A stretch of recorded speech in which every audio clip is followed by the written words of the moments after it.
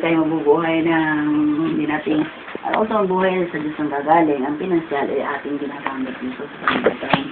Kung wala yan, mahirapan din tayo. No? Ang ilaw naman, pinapaliwanag ko lang sa inyo ating mga ginagamit. Ang ilaw ay saglit-saglit ng liwanag ni Kristo. Dahil si Kristo ang tunay na ilaw. Kaya ang liwanag ng ating buhay na mula sa pagkakasala tayo sinubos ni Jesus. Kaya si Jesus ang liwanag ng sanlibutan ito. At walang makaparuntaan kundi sa pamamagitan ni Jesus. Mahalaga na intindihan niya, no? Ang mabuting balita, kaya natin ginagamit yan. Ihilingin natin sa Diyos na yung batang ito, no, ay lumaking mana ng kasaya. Dahil ang banal lakas ang salita ng Diyos na iniwan ayon sa mga alagad, ay ang ating mabuting balita, ang Bible. At lahat ang tubig naman ay simbolo ng kalinisan.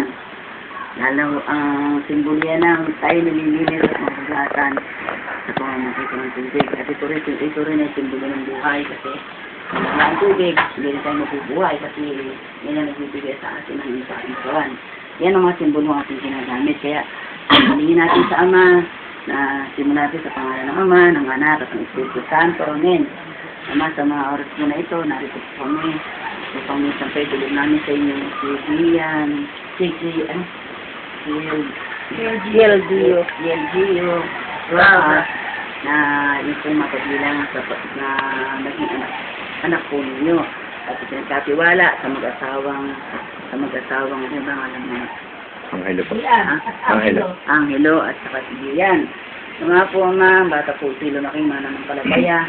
Ang po ang banal mong kasulatan at meron din po siyang pinansyal na pangangailangan. Ang batang po basan mo Panginoon at ngayon po dubusan ko ng tubig. Ang banal na nasa langit, isang hamak lang po kung tao ng Diyos ang tubig para sa Kanya. Pero ang banal mo pong Espiritu ang aking kasama upang ang batang ito sa mga oras na ito, naman po Panginoon ang magiging palalagayan ng batang ito. Ingatan mo po siya sa lahat ng uri ng karamdaman, sa lahat ng uri ng kapahamakan at sa lahat po ng uri ng panganib na nakaambasa sa malibutang ito. Pagpalain mo rin po ang kanilang mga magulang na iyong ginamit na kasangkapan upang ang batang ito lumabas sa isang maliwanag. Lumapi ang batang ito maging gabay ng mag-asawang ito. Pagpalain mo rin po si Lola Toya, ang kanyang lola, at bibigyan po siya ng kalakasan ng kanyang katawan at pagpalain mo rin po ang kanyang buhay. Palain mo rin po ang mga ninong at ninang na kanilang pinili na natatayo at kagabay sa batang ito bilang pangalawang magulang. Ito po ang mga tungkulin ng mga ninong at ninang pangalawang magulang ng batang ito. Kaya basbasan mo rin po ang tubig na ngayon aming gagamitin upang ang batang ito mabusan po ng tubig na simbolo po ng iyong kalinisan ang banal sa langit.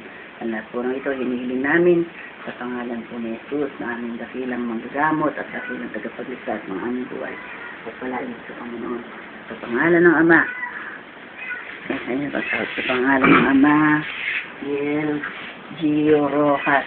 Inubusan kita ng tubig sa pangalan ng Ama, ng Anak, at ng Espiritu Santo. Amen.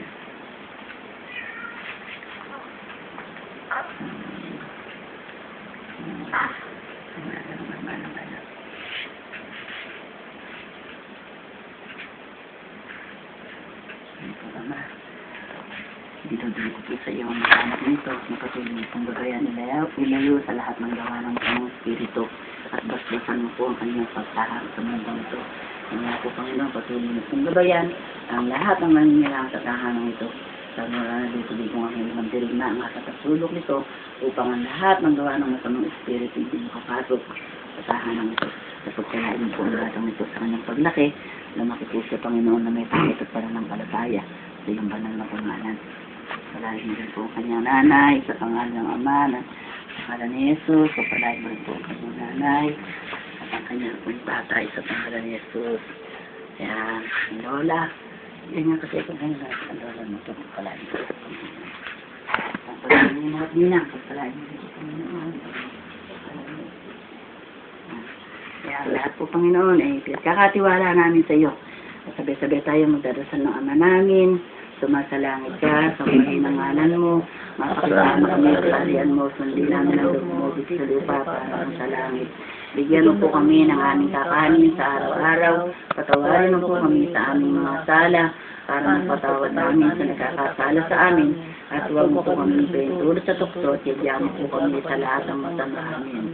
At sa nagkakaisang tinig, luwalhati sa Ama, sa Anak, sa Espiritu Santo, para ng sa una-una, ngayon magpakailanman at sa walang hanggan.